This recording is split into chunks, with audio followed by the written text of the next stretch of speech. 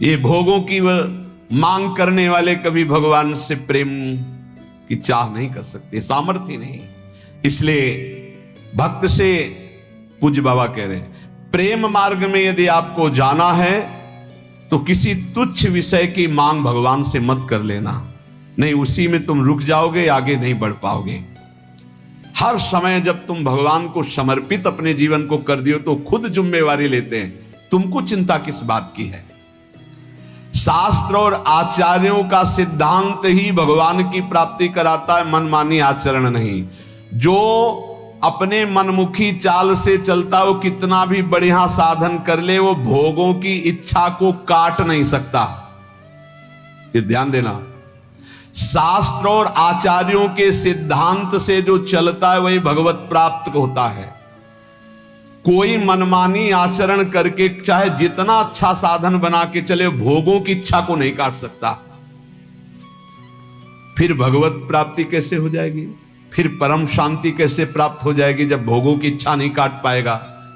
इसलिए शास्त्र और आचार्य गुरुदेव की आज्ञा पर चलने वाला ही प्रेम को प्राप्त होता है।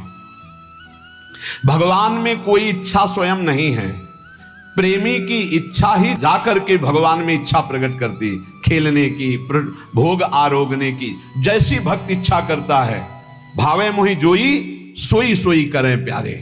प्यारे पूर्ण काम है, उनको कोई भोग की आवश्यकता, किसी क्रीड़ा की आवश्यकता नहीं। सेवक जी महाराज कहते हैं, मांगो मन मनसि दासी अपनी करी, पूर्ण काम सदा हृदयम। आप पूर्ण काम हो हे प्रियालाल, हमारी आवश्यकता नहीं, पर हम ये अपने भाव आपको कि मांगो मन मनुष्य दासी अपनी कर, आप मुझे अपनी दासी बना लो, अपनी सेवा में रख लो, ये मेरी मांग है, आपको आवश्यकता नहीं है।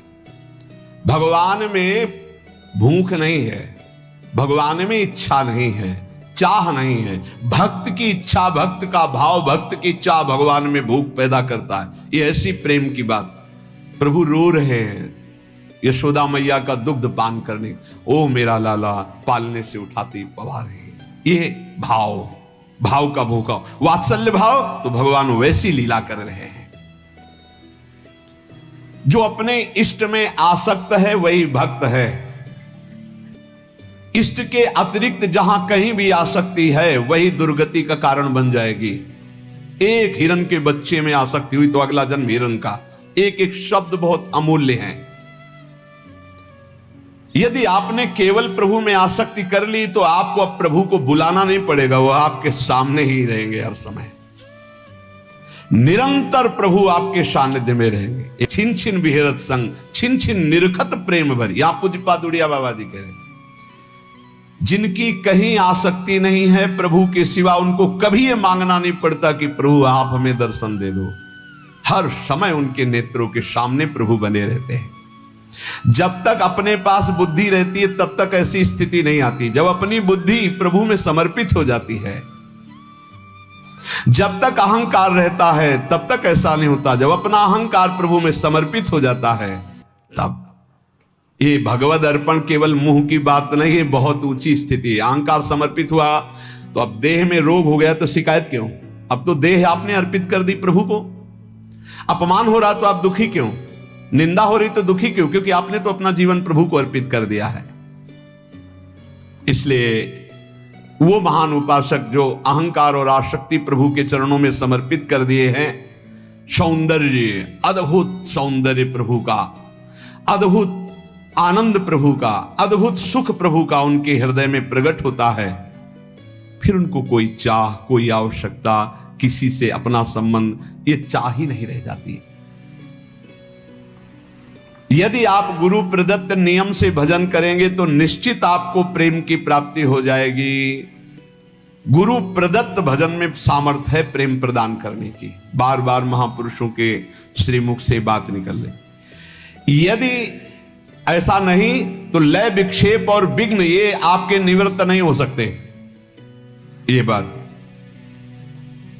हाँ, एक प्रश्नकर्ता ने प्रश्न किया था कि मैं सुन करके बहुत समय से नाम जप कर रहा हूं, पर एक ऐसी स्थिति होती, नाम छूट जाता है, क्या वो समाधि है? तो तंद्रा होती, वो समाधि नहीं होती।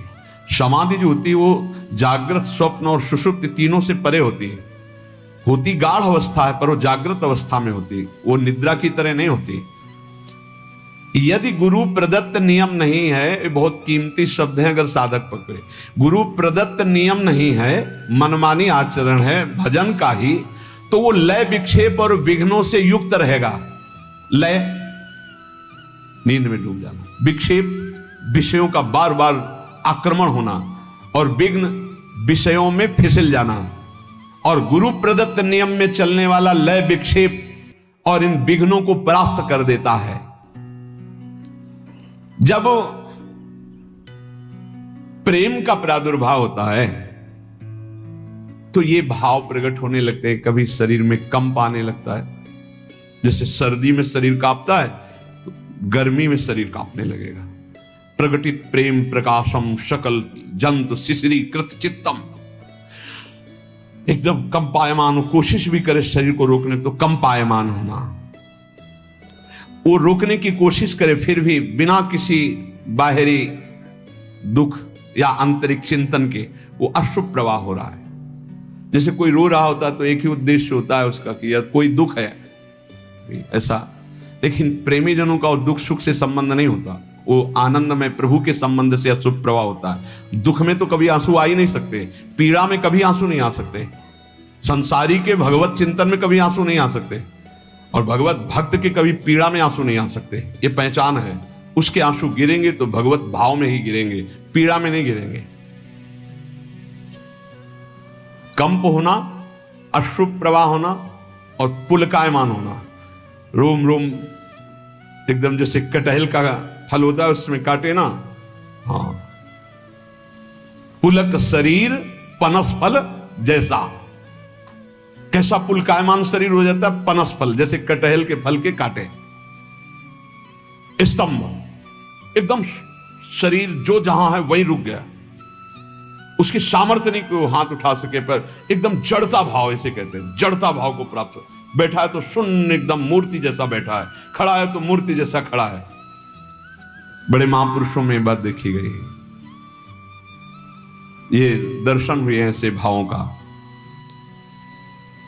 और श्वेत भाव बड़ा पसीना पसीना एकदम हो गया, चाहे सर्दी ही क्यों ना, पसीना पसीना हो गया। स्वरभंग, बोलना कुछ चाहता, जीभ लड़खड़ा रही, गले अवरुद्ध हो गए हैं, ये स्वरभंग हो जाता है। वैवर्ण, शरीर का रंग एकदम बदल गया, पीत वर्ण होने लगा, पीलापन, मुरझाया हुआ चेहरा दिखाई देने लगा। मीरा जी ने भी कहा जैसे पका हुआ पान ऐसा शरीर हो गया, लोग कहते पिंड रोग हो गया है ऐसा। प्रलय, मूर्छित हो जाना, ये अष्ट सात्विक भाव प्रेम में कंप, अश्रु, पुलक, स्तंभ, स्वेद, स्वरभंग, वैवर्ण और प्रलय, मूर्छित हो जाना। जो उपासक नियम से गुरु प्रदत्त साधन करता है वो प्रेम को प्राप्त होता है। प्रेम के ये 8 लक्षण उसमें प्रकट हो जाते हैं। प्रेमी की चित्त वृत्ति सदैव स्वाभाविक जैसे विषयी की विषय में रहती है, ऐसे उसके अपने आराध्य देव में रहती है। विचार प्रेमी के हृदय में नहीं होता, ध्यान देने का विषय कि विचार नहीं होता, विचार का समय नहीं उसके पास, निरंतर नाम चल रहा है, राधा राधा राधा राधा राधा। अब क्या होगा, क्या करना है, कैसा, कोई संकल्प नहीं, अंदर से प्रेरित होता है, अब ये करो, अब ये बोलो, अब ऐसे चलो, अब ऐसे। जैसे अर्जुन के घोड़ों की रथ की लगाम स्वयं सच्चिदानंद जगत गुरु भगवान श्री कृष्ण पकड़े हुए हैं, ऐसे प्रेमी के हृदय में आराध्य देव संपूर्ण भार संभाल लेते हैं। सारे कार्य हो रहे पर आराध्य देव करवा रहे हैं। पूज्य राधा बाबा को भगवान श्री कृष्णचंद्र जी ने बताया कि इस समय जो मैं वाणियों का संपादन कर रहा हूं तो हनुमान प्रसाद पोद्दार नामक शरीर में बैठकर मैं कर रहा हूं, वो नहीं, वो तो मेरे में लीन है। अब मैं वाणियों का संपादन स्वयं मैं कर रहा हूं। भाई जी के लिए बताया, बाहरी क्रियाएं स्वयं प्रभु बैठकर हृदय में कराते। वैसे यंत्रारूढ़ान मम माया, सम त्रिगुण माया के द्वारा यंत्र में आरूढ़ की तरह हो रहा है, लेकिन उस महाभागवत के हृदय में स्वयं भगवान बैठकर कराते हैं।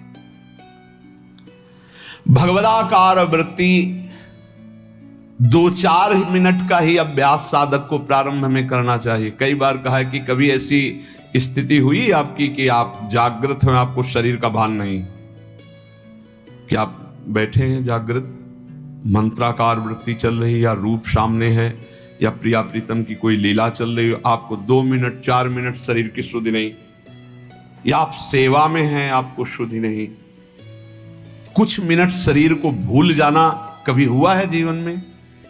बोले हाँ हुआ, 6-6 घंटा भूल गए, बोले नींद में। वो बात नहीं, जागृत में चेष्टा युक्त होते हुए भी आपकी शुद्ध न रहना, यंत्रवत चेष्टाएं हो रही लेकिन आप केवल आराध्य देव में, ऐसी निरंतर स्थिति प्रेमी की होती, कैसे कोई पकड़ पाएगा?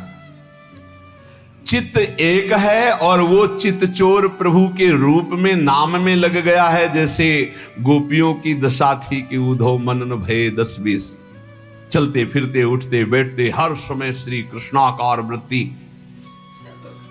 प्रेमी सदैव अपने प्रेमास्पद को देखना, प्रेमास्पद का चिंतन करना, प्रेमास्पद में तन्मय रहना, इसके सिवा और कुछ नहीं। जाके ही में बस गई मोहन की मुस्कान, नारायण ताके ही और न लागत ज्ञान। अब चाहे जितना उपदेश करे कुछ समझ में नहीं, बस राधा राधा राधा, हृदय केवल अपनी प्यारी जू के नाम में, प्यारी जू के रूप में। जो महात्माओं का संग करते हैं, नाम जप करते हैं, नियम निष्ठा से चलते हैं, जो धर्म विरुद्ध आचरण उनको नहीं करते हैं, उन्हीं को ये महान सुख मिलता है, प्रेम रस। और अपने लोगों के ऊपर कृपा है कि रोज सत्संग मिल रहा है, रोज भगवत मार्ग की शुद्ध बातें सुनने को मिल रही। इसलिए प्रार्थना है कि नाम ना छूटे। अगर नाम छूटता है तो फिर साधना में कच्चाई बनी रहेगी। नाम निरंतर चलाने की कोशिश करो, प्रियालाल के चरणों के आश्रय के बल से हो जाएगा। और अपने जीवन का एक लक्ष्य रख लो, अंदर से लक्ष्य बना कि इस जन्म में मुझे भगवत प्राप्ति करनी। कैसी होती है भगवत प्राप्ति, क्या सुख मिलता है, छोड़ो। एक लक्ष्य बना लो, मुझे सब कुछ करते हुए जो धर्म है, चाहे गृहस्थ धर्म हो या विरक्त धर्म, मुझे भगवत प्राप्ति करनी है। एक झूठे से संकल्प लो, ये बिल्कुल जादू की बात कह रहे हैं। किसी से आप रोज कहो मैं आपसे बहुत प्यार करता हूं, मैं आपसे बहुत प्यार करता हूं, झूठे से शुरू करो और आप एक दिन देख लेना आपके अंदर आने लगेगा, मैं इसके बिना जी नहीं सकता। बिल्कुल ये है। एक लाल स्वामी नाम के सिद्ध महापुरुष हमें गंगा किनारे मिले थे, उन्होंने बोला था, डायरी में आज भी लिखा है, उन्होंने कहा था जो तुम बनना चाहते हो वैसा सोचो, जैसा सोचोगे वैसा बन जाओगे। ये जादू है एक, तुम सोचो। अब तो हम भगवत प्राप्ति के नजदीक पहुंच रहे हैं, भगवान हमें मिलने वाले ही हैं निश्चित। अब तो भगवत प्राप्ति के नजदीक पहुंच रहे हैं, भगवान हमें मिलने वाले हैं निश्चित। अब तो समय आता चला जा, आप देखोगे आप इसका जो आप परिणाम देख रहे हैं चिंतन का, कि सब निगेटिव सोच रहे हैं, भगवान की तरफ सोचने की क्षमता नहीं रह गई, इन विषय भोगों ने इधर ही गिरा दिया, तो वही हालत हमारी हो रही। चिंतन चिंतन केवल सोच, यही बहुत जल्दी भगवत प्राप्ति करा देती है। इसलिए अपनी सोच को बदलो। हम सब प्रभु के हैं, कहीं कोई मेड़ ऐसी नहीं है जो हमें प्रभु से प्राप्ति में बाधा पहुंचा दे। सच्ची मानना साफ स्वाप्निक है, सत्य है तो केवल भगवान का चिंतन। उमा कहूं मैं अनुभव अपना, सत हरि भजन जगत सब सपना। राधा राधा राधा प्यारे मान लो, कुछ समझ में ना आवे या ना आवे, कुछ छोड़ पाओ या ना छोड़ पाओ, ये पकड़ लो, राधा राधा राधा राधा राधा। कलिकाल है, साधन पद्धति समझना बहुत कठिन है। राधा राधा राधा सब साधनों का सार है। ये परम धन राधा नाम आपको भगवत प्राप्ति करा देगा।